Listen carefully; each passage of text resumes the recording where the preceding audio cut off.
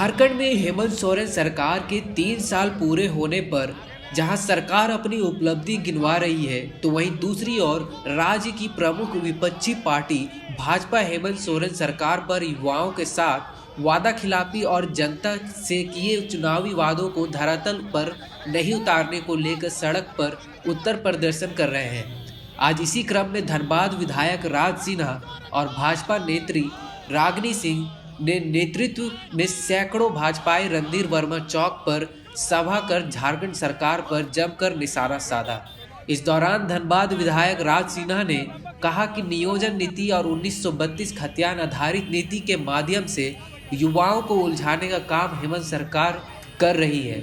जनता की गड़ी कमाई को हेमंत सोरेन झूठ के आधार पर बनी विज्ञापनों में उड़ा रही है। आज मैंने धनबाद के सभी प्रमुख अखबारों पर देखा, फ्रंट में फुल पेज विज्ञापन मुख्यमंत्री हेमंत सोरेन जी ने तो जनता की करोड़ों की कमाई है, जनता के मेहनत की और करोड़ों रुपए पर उन्होंने विज्ञापन में खर्च किए, वो भी झूठे झूठे विज्ञापन। वो खतियानी आभार यात्रा भी निकाल रहे हैं, पता नहीं कहाँ आभार, किस बात का आभार। क्योंकि 3 साल में जब चुनाव 3 साल के पहले हो रहे थे तो उन्होंने लोगों से वादा किया था, यहाँ के लाखों युवाओं से वादा किया था कि हम 5 लाख लोगों को नौकरी देंगे पहले साल में, और नहीं देंगे तो हम इस्तीफा दे दे, राजनीति से संन्यास ले लेंगे, या फिर हम बीए पास को 5,000 रुपया, एमए पास को 7,000 रुपया बेरोजगारी भत्ता देंगे। आप बताइए, आप तो मीडिया से जुड़े हुए हैं, आप सर्वे कर लीजिए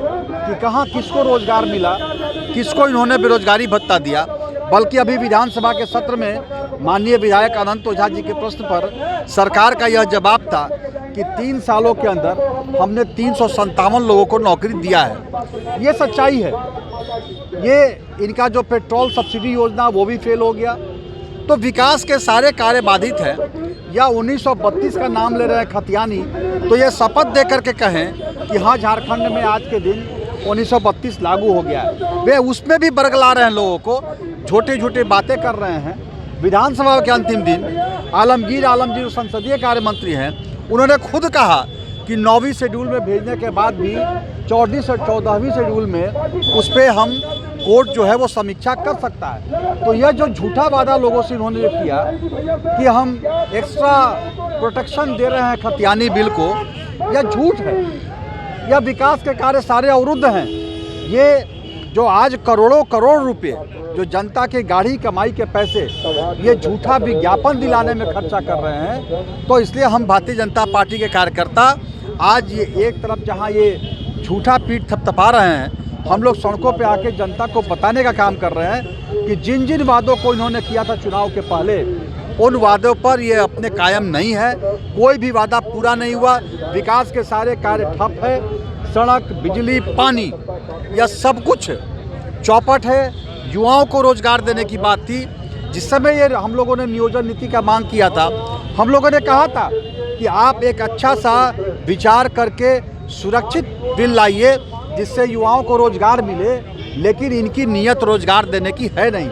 यह जानबूझकर ऐसा नियोजन नीति लाया इन्होंने कि कोर्ट में जा कर के वह निरस्त हो गया। और इनको वास्तव में इनको लोगों को रोजगार देना नहीं है, युवाओं को नौकरी देना नहीं है। इसलिए बहाना और झूठा बात कोर्ट में जा कर के कि बिहार और यूपी के लोग वह कोर्ट में जा कर के यहाँ के युवकों के रोजगार छीनते हैं। 10 लाख युवा कम से कम जो नौकरी की तैयारी कर रहे थे, कोर्ट ने जब निरस्त किया, उनके सर पर बेरोजगारी का बम फूट गया। और ये फिर झूठा वादा किए युवाओं से कि जैसा आपको चाहिएगा वैसा होगा। ये गलत। आखिर संविधान कोई चीज़ है, हम संविधान से बाहर जा कर के कोई भी कार्य नहीं सकते। संविधान के दायरे में कैसे यहाँ के युवाओं को रोजगार मिले, इसकी चिंता इन्हें करनी चाहिए थी, लेकिन इनकी नीयत नहीं है। इनका वित्तीय प्रबंधन फेल है।